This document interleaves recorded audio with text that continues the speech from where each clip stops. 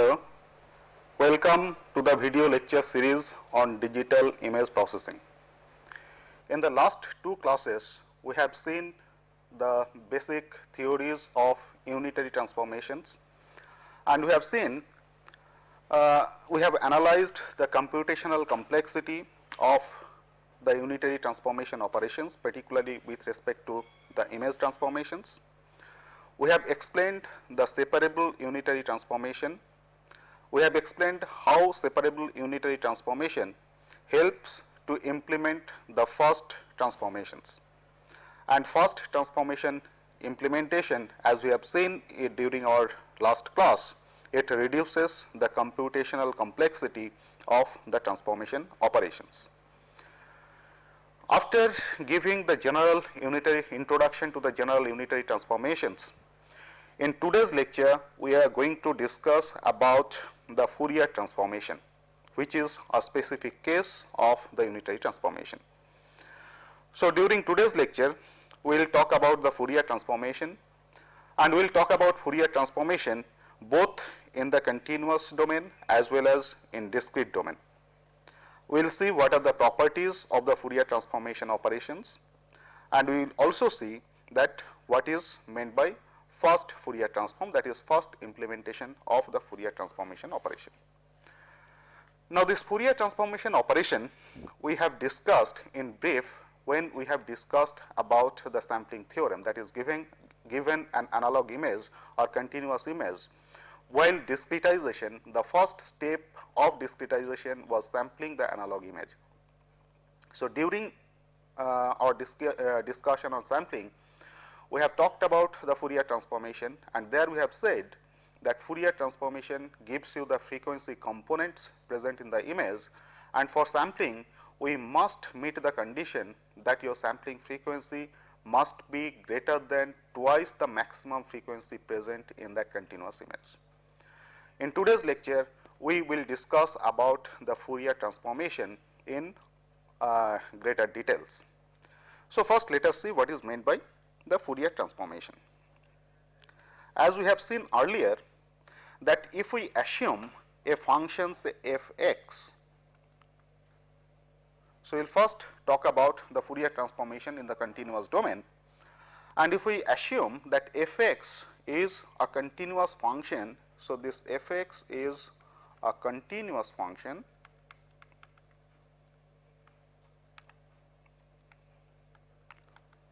of some variable say x, then the Fourier transformation of this function f(x), we normally write it as the Fourier transformation of the function f(x).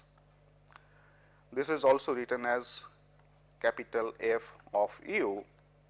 This is given by the expression, integral expression f(x) e to the power minus j 2 pi u x dx, where the integration is carried over from minus infinity to infinity. Now, this variable u x, this is the frequency variable.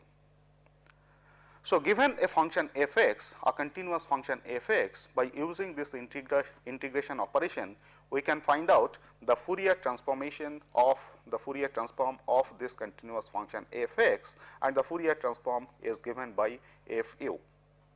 Now, for doing this continuous Fourier transformation, this function f(x) has to meet some requirement.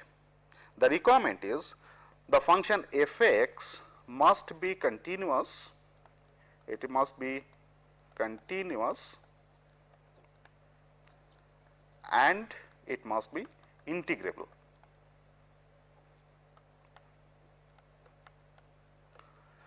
So, if f(x) meets these two requirements, that is f(x) is continuous and integrable, then using this integral operation we can find out the Fourier transformation of this continuous function f(x).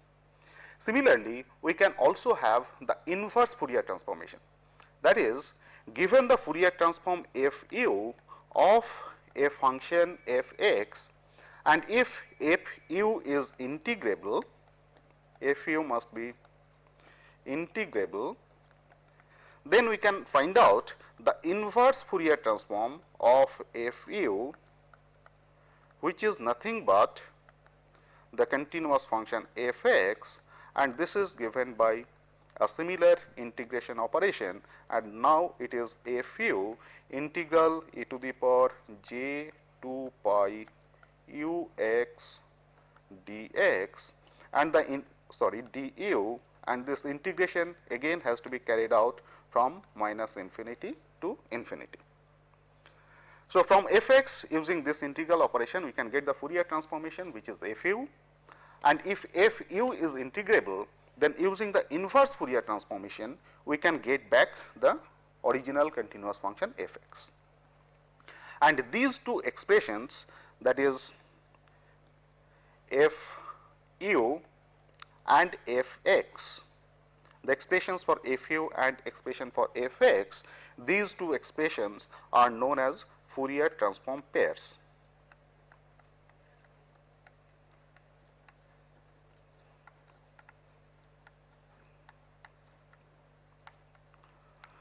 So, these two are known as Fourier transform pairs. Now, from this expression you find that because for doing the expression Fourier transformation, what we are doing is we are taking the function f x, multiplying it with an exponential e to the power minus j 2 pi u x dx and integrating this over the interval minus infinity to infinity. So, naturally this expression f u that you get is in general complex, because e to the power minus j 2 pi u x, this quantity is a complex quantity. So, in general the function f u, it is a complex function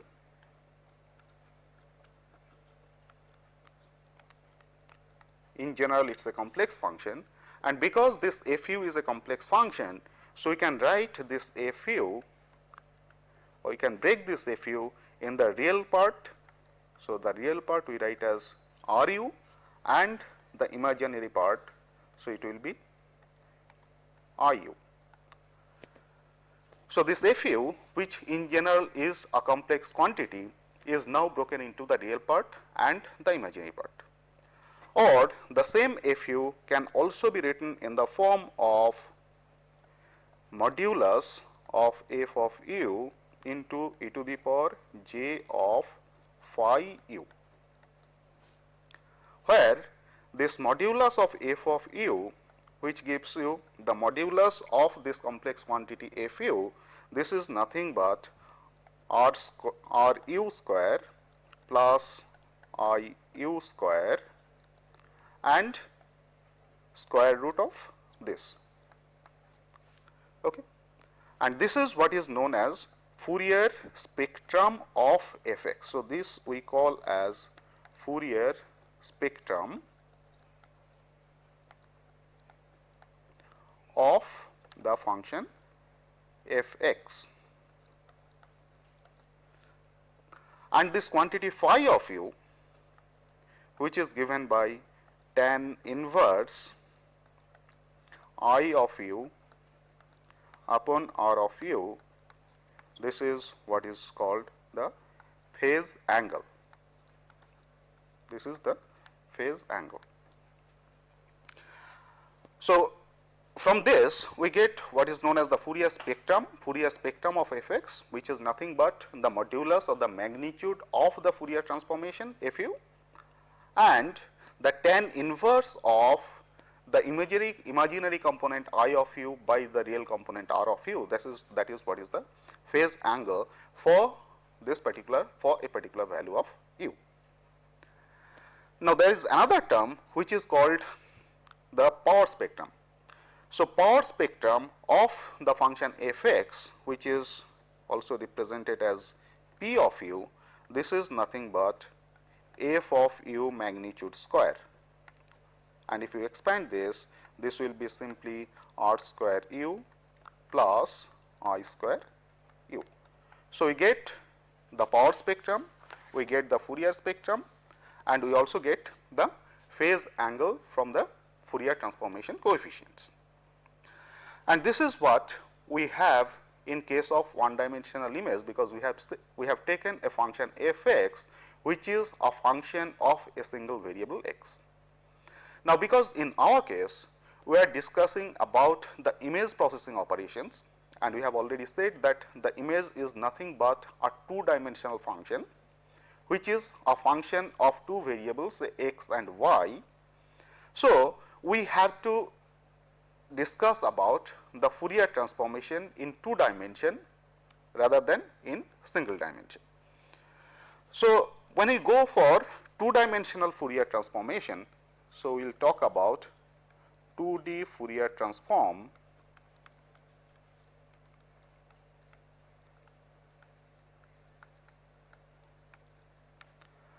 the one dimensional Fourier transform that we have discussed just before can be easily extended to two dimension in the form that now in this case our function is a two dimensional function f x y, which is a function of two variables x and y, and the Fourier transform of this f x y is now given by f u v, which is equal to, now we have to have double integral f x y e to the power minus j 2 pi u x plus v y dx dy, and both these integrations have to be taken over the interval minus infinity to infinity.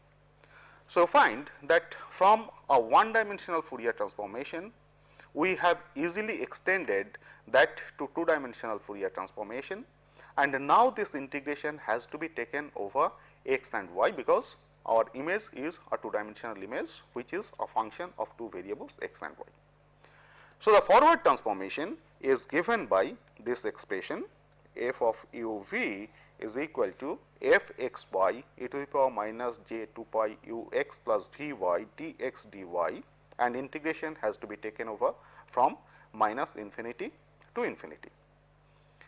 In the same manner, the inverse Fourier transformation, so you can take the inverse Fourier transformation to get f x y, that is the image, from its Fourier transform coefficients which are f u and v, by taking the similar integral operation, and in this case it will be f u v e to the power j 2 pi u x plus v y du dv, and the integration has to be taken from minus infinity to infinity. So, in this two dimensional signal, the Fourier spectrum f u v is given by r square u v. So, as before, this r gives you the real component plus I square u v, where I gives you the imaginary component, and square root of this. So, this is what is the Fourier spectrum of the two dimensional signal f x y. We can get the phase angle in the same manner. The phase angle phi u y u v is given by tan inverse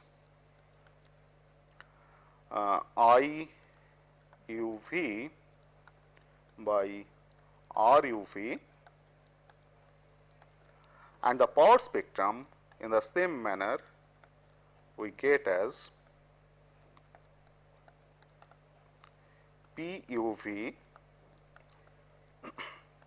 is equal to f u v square, which is nothing but r square u v plus I square u v. So, you find that all these quantities which we had defined in case of the single dimensional signal is also applicable in case of the two dimensional signal, that is f x y. Now, to illustrate this Fourier transformation, let us take an example. Suppose we have a continuous function like this, the function f x y, which is again a function of two variables x and y. And the function in our case is like this, that f x y assumes a value, a constant value, say capital A, for all values of x lying between 0 to capital X and all values of y lying between 0 to capital Y. So, what we get is a rectangular function like this, where all values of x greater than capital X, the function value is 0, and all values of y greater than capital Y, the function value is also 0, and between 0 to capital X and 0 to capital Y, the value of the function is equal to capital A. Let us see how we can find out the Fourier transformation of this particular two dimensional signal. So, to compute the Fourier transformation, we follow the same expression. We have said that f u v is nothing but double integration from minus infinity to infinity f x y e to the power minus j 2 pi u x plus v y dx dy. Now, in our case, this f x y is equal to constant, which is equal to a, as long as x lies between 0 to capital X and y is in between 0 to capital Y. And outside this region, the value of f x y is equal to 0. So, we can break this particular integral in this form. This will be same as capital A, then take the integration over x, which will be in this particular case e to the power minus j 2 pi u x dx. Now, this integration over x has to be from 0 to capital X multiplied by e to the power minus j 2 pi y dy, where this integration will be in the range 0 to capital Y. So, if I compute these two integrations, these two integrals, you will find that it will take the form something like this.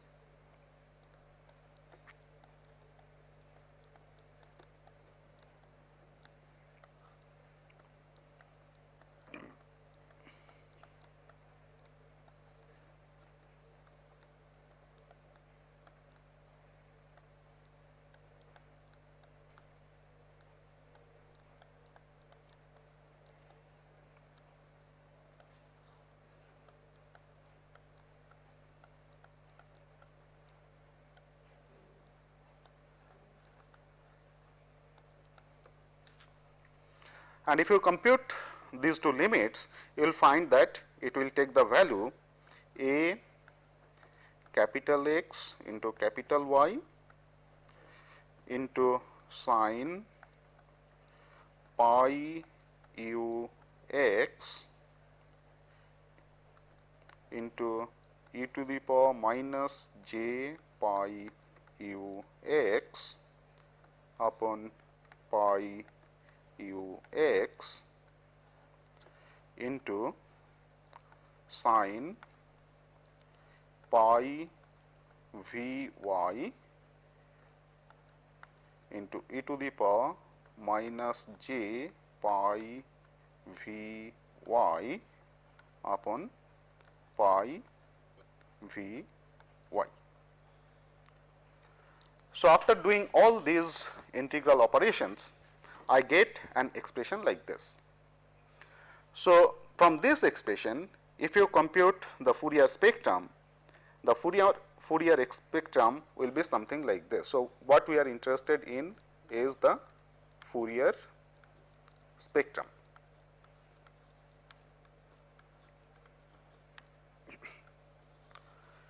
So, the Fourier spectrum, that is modulus of f u v, will be given by a capital X capital Y into sin pi u x upon pi u x into sin pi v y upon pi v y. So, this is what is the Fourier spectrum of the Fourier transformation that we have got. Now, if we plot the Fourier spectrum, the plot will be something like this. So, this is what is the plot of this Fourier spectrum. So, the Fourier spectrum plot is this one. So, you find that this is again a two dimensional function. Of course, in this case the spectrum that has been shown is shifted so that the spectrum comes within the range for its complete visibility. So, for a rectangular function, rectangular two dimensional function, you find that the Fourier spectrum will be something like this, and we can find out that if I say that this is the x axis and this is the y axis, and assuming the center to be at the origin, you will find that along the x axis at point 1 upon capital X, similarly 2 upon capital X, the value of this Fourier spectrum will be equal to 0. Similarly, along the y axis at values 1 upon capital Y, 2 upon capital Y, the values of this spectrum will also be equal to 0. So, what we get is the Fourier spectrum and the nature of the Fourier spectrum of the particular two dimensional signal. Now, so far what we have discussed is the case of the continuous functions or analog functions. But in our case, we have to be interested in the case for discrete images or digital images, where the functions are not continuous, but the functions are discrete. So, all these integration operations that we are doing in case of the continuous functions, they will be replaced by the corresponding summation operations. So, when we go for the two dimensional signal, okay. So, in case of this discrete signals, the discrete Fourier transformation will be of this form f u v. Now, these integrations will be replaced by summations. So, this will take the form of 1 upon m into n, then double summation f x y. The expression remains almost the same, minus j 2 pi u x by capital M plus v y by capital N, and now the summation will be for y equal to 0 to n minus 1, capital N minus 1, and x equal to 0 to capital M minus 1, because our images are of size m by n. And the frequency variables u, because our images are discrete, the frequency variables are also going to be discrete. So, the frequency variables u will vary from 0, 1 up to m minus 1, and the frequency variable v will similarly vary from 0, 1 up to capital N minus 1. So, this is what is the forward discrete Fourier transform, forward two dimensional discrete Fourier transformation. In the same manner, we can also obtain the inverse Fourier transformation for this two dimensional signal. So, the inverse Fourier transformation will be given by f x y will be double summation f u v, which is the Fourier transformation of f x y e to the power j 2 pi u x by m plus v y by n, and now the integration will be from v equal to 0 to capital N minus 1 and u equal to 0 to capital N minus 1. So, the frequency variables V varies from 0 to capital N minus 1 and U varies from 0 to capital M minus 1. And obviously, this will give you back the digital image f x y, the discrete image, where x will now vary from 0 to capital M minus 1 and y will now vary from 0 to capital N minus 1.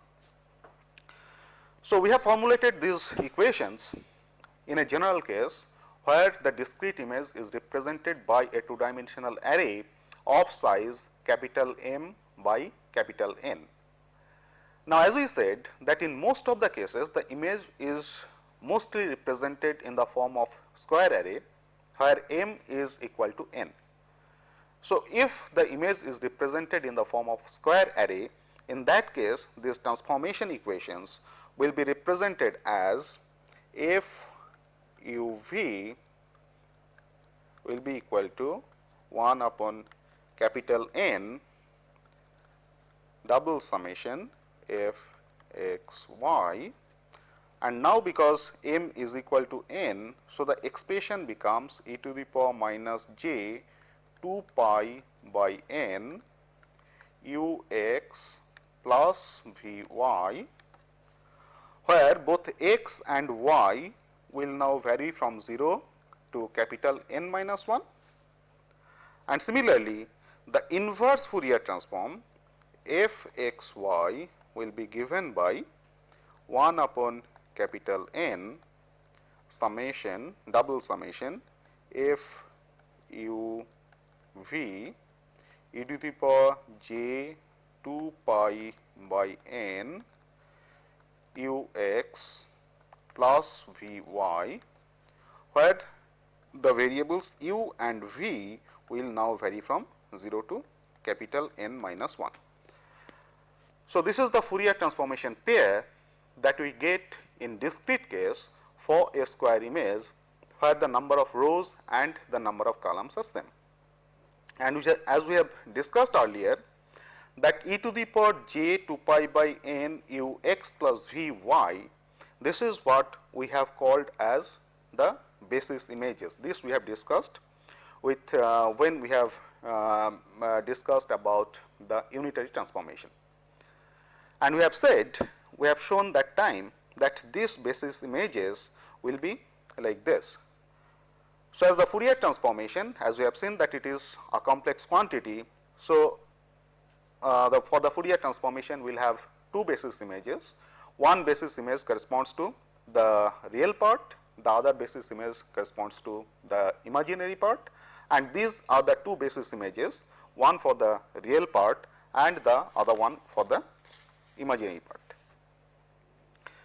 Now, as we have defined the Fourier transform, the Fourier spectrum, the phase, the power spectrum in case of analog image, all these quantities can also be defined, are also defined in case of discrete image in the same manner.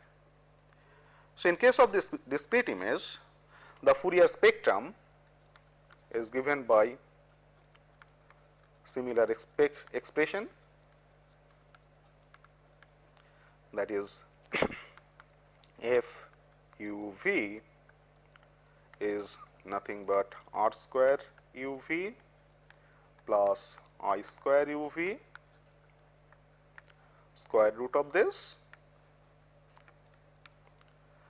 Phase is given by phi u v is equal to tan inverse I u v upon r u v, and the power spectrum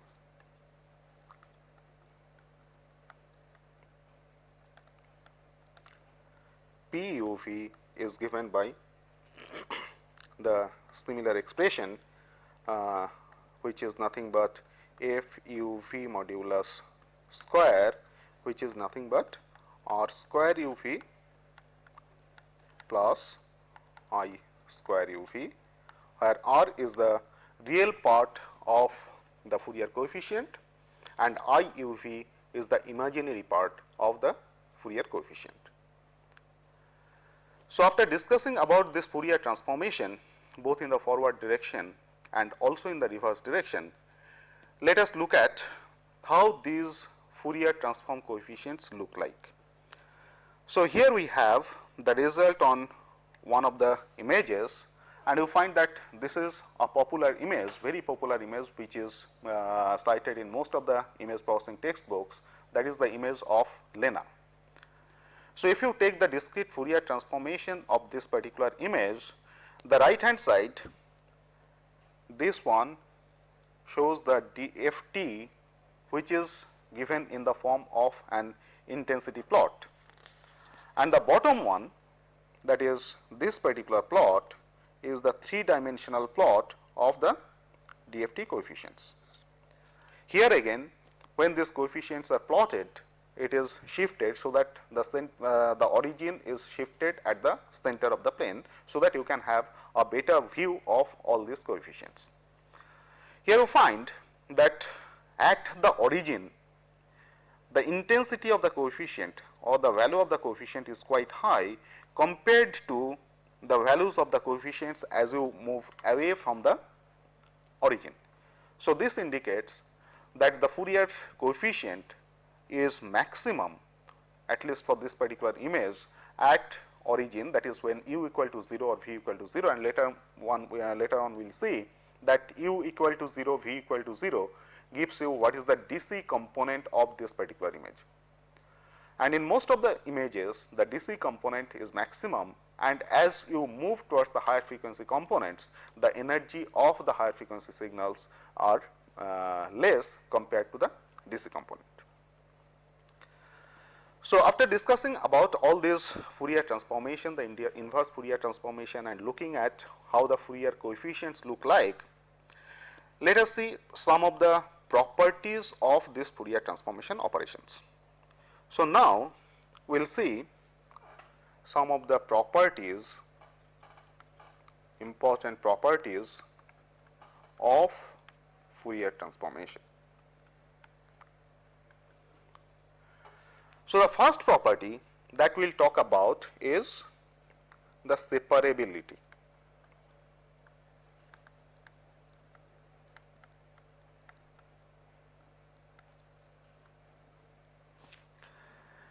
Now, if you analyze the expression of the Fourier transformation, where you have said that the Fourier transformation f u v is given by 1 upon n double summation f x y e to the power minus j 2 pi by n, we are assuming a square image of size n by n into u x plus v y, where both x and y varies from 0 to capital N minus 1.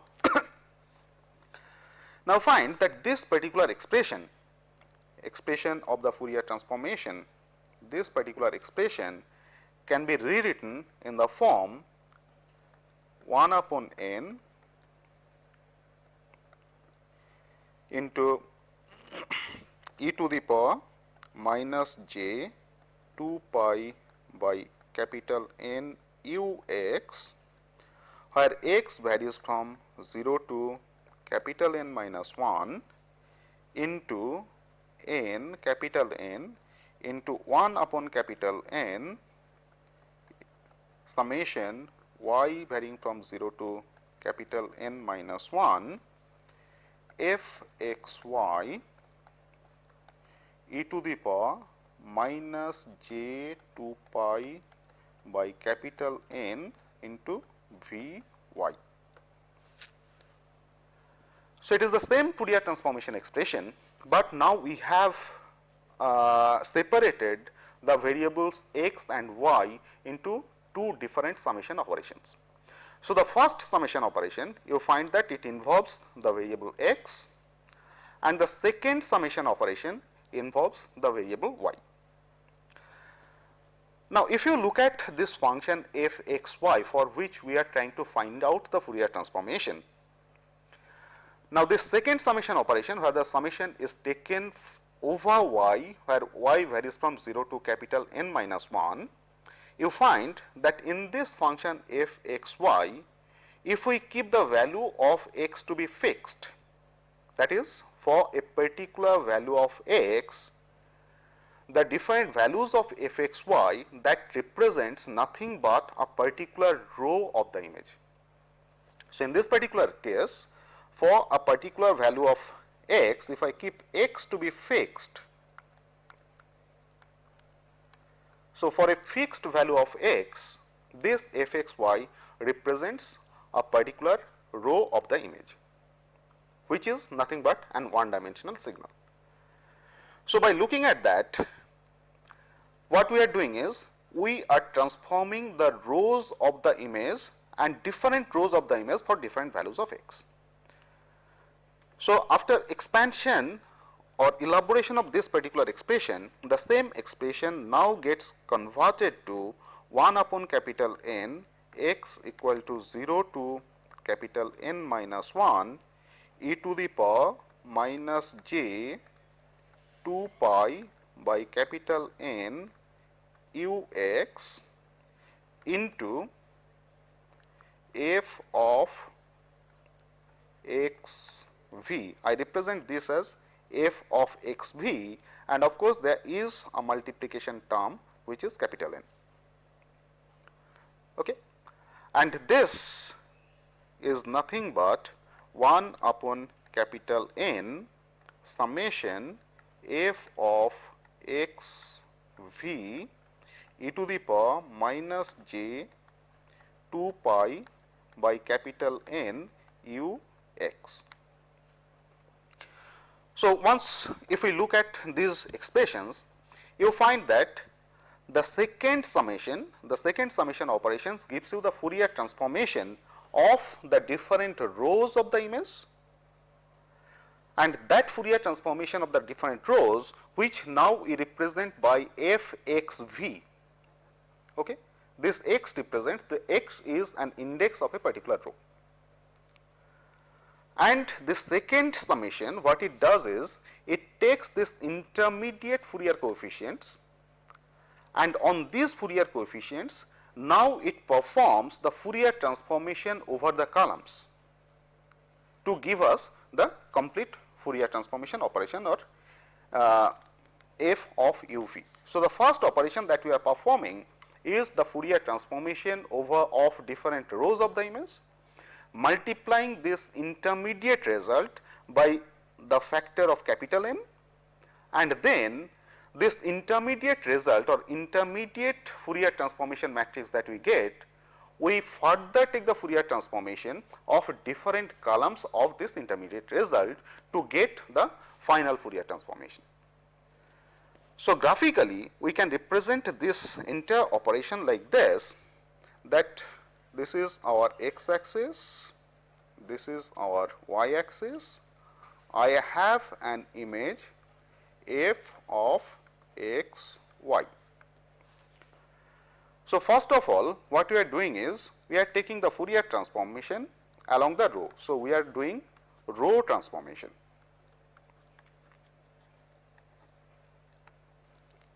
And after doing row transformation, we are multiplying all these intermediate values by a factor n. So, you multiply by the factor capital N, and this gives us the intermediate Fourier transformation coefficients, which now we represent as capital F x v. So, we get one of the frequency components, which is v, and then what we do is, we take this intermediate result, and initially we had done row transformation, and now we do column transformation.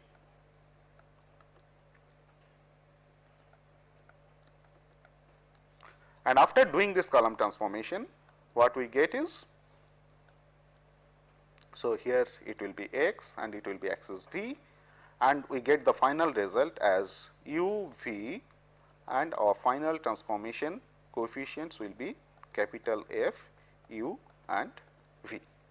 Of course, this is the origin 0 0, all these values are n minus 1, n minus 1, here also it is 0 0, this is n minus 1, n minus 1, here also it is 0 0, here it is capital N minus 1, here it is capital N minus 1. So, you find that by using this separability property, what we have done is this two dimensional Fourier transformation operation is now converted into two one dimensional Fourier transformation operations. So, in the first case, what we are doing is we are doing the one dimensional Fourier transformation operation over different rows of the image, and the intermediate result that you get, that you multiply with the dimension of the image, which is n, and this intermediate result you take and now you do again one dimensional Fourier transformation across the different columns of this intermediate result, and then you finally get the two dimensional Fourier transformation coefficient. So, because of separability, this two dimensional Fourier transformation has been converted to two one dimensional Fourier transformation operations, and obviously by using this your operation will be much more simpler. So, in the same manner as we have done in case of forward Fourier transformation, we can also have the inverse Fourier transformation. We can also have the inverse Fourier transformation. So, in case of inverse Fourier transformation, our expression was f x y is equal to 1 upon capital N double summation f u v e to the power j 2 pi upon n u x plus v y, where both u and v varies from 0 to capital N minus 1.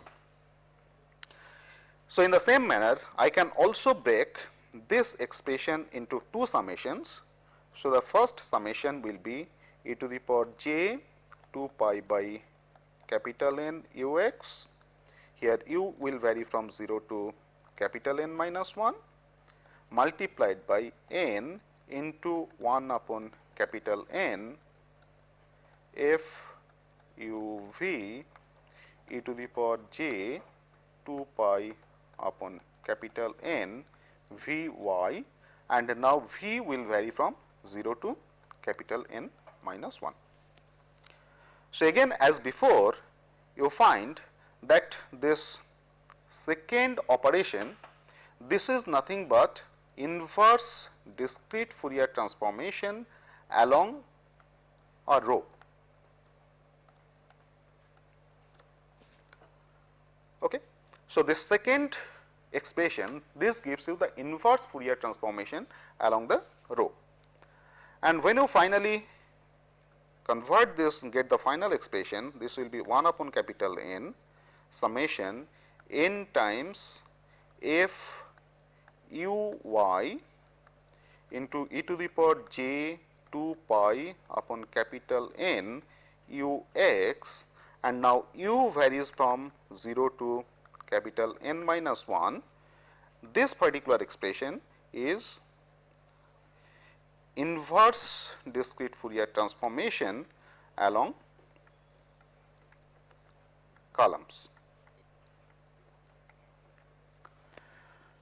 So, as we have done in case of forward Fourier transformation, that is for a given image, you first take the Fourier transformation of the different rows of the image to get the intermediate Fourier transformation coefficient, and then take the Fourier transformation of different columns of that set of intermediate Fourier coefficients to get the final Fourier transformation.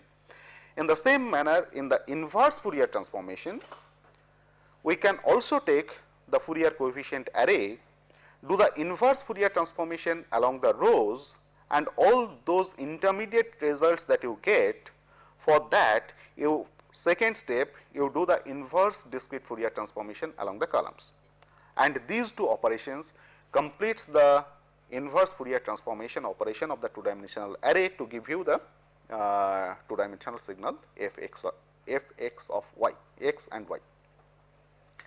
So, because of this separability property, we have been able to convert the two-dimensional Fourier transformation operation into two one-dimensional Fourier transformation operations, and because now it has to be implemented as one-dimensional Fourier transformation operation. So, the operation is much more simple than in case of two-dimensional Fourier transformation operation. Now, let us look at the second property of this Fourier transformation.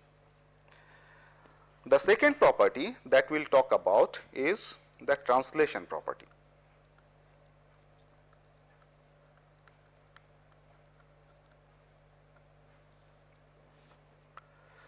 Translation property says that if we have a two-dimensional signal, say f x y, and translate this by a vector x naught y naught. So, along x direction you translate it by x naught, and along y direction you translate it by y naught. So, the function that you get is f x minus x naught y minus y naught. So, if I take the Fourier transformation of this translated signal f x minus x naught y minus y naught, how the Fourier transformation will look like. So, we can find out the Fourier transformation of this translated signal, and let us call this Fourier transformation as f t u v. So, I represent this as f t u v. So, going by the similar expression, this will be nothing but 1 upon capital N f of x minus x naught y minus y naught into e to the power minus j 2 pi by capital N into u x minus x naught plus v y minus y naught. Okay. So, if I expand this, what I will get is 1 upon capital N into double summation f of x minus x naught y minus y naught into e to the power minus j 2 pi by N u x plus v y into e to the power minus j 2 pi by N u x naught plus v y naught, by simply expanding this particular expression. Now, here if you consider the first expression, that is f x minus y naught y minus y naught e to the power minus j 2 pi by N u x plus v y summation from x equal to 0 to n minus 1, y equal to 0 to n minus 1, this particular term is nothing but our Fourier transformation f of u v. So, by doing this translation, what we get is the final expression f t of u v will come in the form f of u v into e to the power minus j 2 pi by capital N into u x naught plus v y naught. So, this is the final expression of this translated signal that we get. So, if you compare these two expressions f u v and f t u v, you will find that the Fourier spectrum of the signal after translation does not change, because the magnitude of this f t u v and the magnitude of f u v will be the same.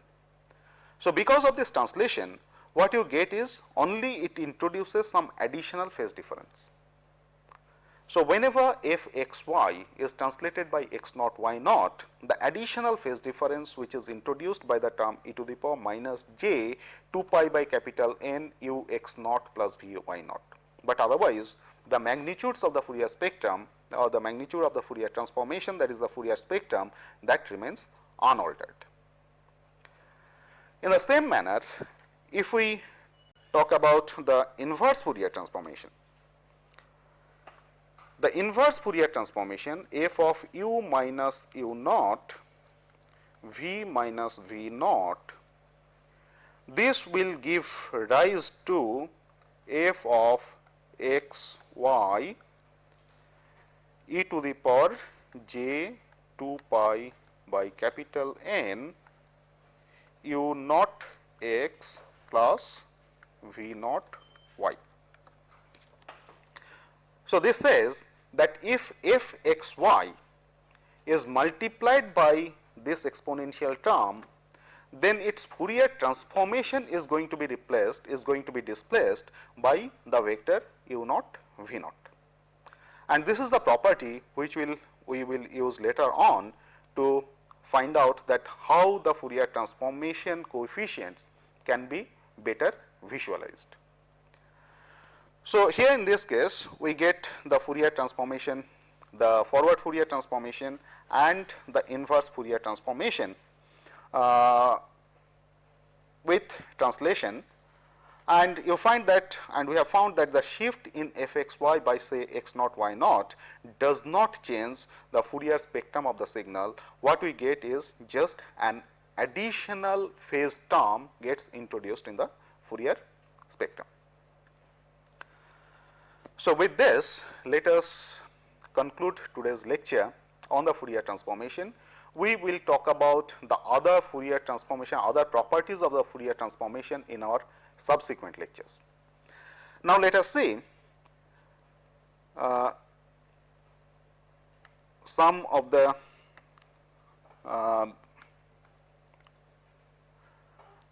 answers to some of the questions that we had presented during our last lecture. So, the first two questions that we had, that what is the advantage of separable transform? This we have already discussed during our lecture, that if the transformation is separable, then we can go for the first implementation of the transformation, that is computational complexity of the transformation implementation will be much less if the transformation is separable. The second question, under what condition a transform is said to be separable?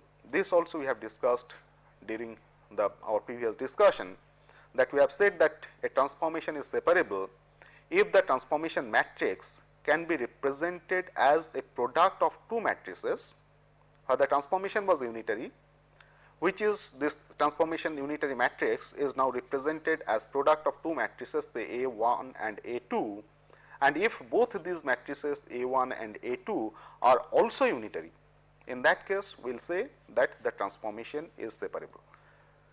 We have also said that this can also be discussed, this can also be explained in terms of Kronecker products, that is, if the transformation original transformation matrix A can be represented as Kronecker product of two other matrices, say A and B, both of which are unitary matrices, then also the matrix is separable, and the advantage is obviously for a separable transformation we can go for faster implementation of that transformation.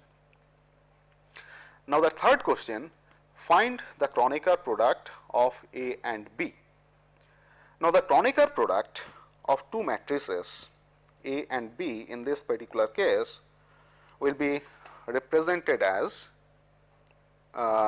suppose the matrix A is given by A11, A12, A21, A22. So, this is our matrix A, and the matrix B is supposed represented as B11, B12, B21, B22. This is matrix B. Then the Kronecker product of these two matrices A and B will be represented as A11 into B11, B12, B21, B22, then A12 the same B11, B12, B21, B22, A22, A21 again the same matrix B, and A22 again the same matrix B. So, this entire matrix is the Kronecker product of the two matrices A and B. Now, from this definition, if I replace the values of A11, A12, A21, A22, B11, B12, B21, B22, all these different values from the given matrices A and B, what I get is the Kronecker product of the two matrices A and B. Now, here let me mention that from this definition it is quite obvious that A Kronecker product with B is not equal to B Kronecker product with A. And this is in general true for matrix multiplication. In general, A into B is not equal to B into A. In the same manner, A Kronecker product with B is in general not equal to B Kronecker product with A. Okay. So, coming to our next question, the next question was for the 2 by 2 transform A and the image U as given below, calculate the transformed image V and the corresponding basis images. We had taken during our lecture an example of exactly similar nature, and there also we have said that if that you have the transformation matrix and the image, then the transformation coefficients V can be easily obtained as A U A transpose, where A is the transformation matrix, E is the image, U is the image. So, just by replacing the matrices A and U in this expression, we can get what is the coefficient matrix B. To get the basis images, what we have to do is we have to take the outer products of the columns of matrix A conjugate transpose. So, in this particular case, because it is a real matrix, so A conjugate will be same as A, we can find out, take the transpose of it, and after taking the transpose, what we will do is we will take different columns and take the outer products of the columns to find out the basis images. So, in this particular case, the basis image A00 conjugate will be nothing but A 0th column outer product of this with A 0th column transpose. And following the similar approach, we can find out all other basis images for this given transformation. So, we have discussed all the problems that we had given at the end of our last lecture. Now, coming to the today's problems, we are giving two problems. First one is find out the discrete Fourier transformation coefficients of a digital image f x y of size capital N by capital N, where f x y equal to 1 for all values of capital X and capital Y. The second problem is consider the sample values of a one dimensional signal as given below and find out the DFT coefficients of these sample values. Thank you.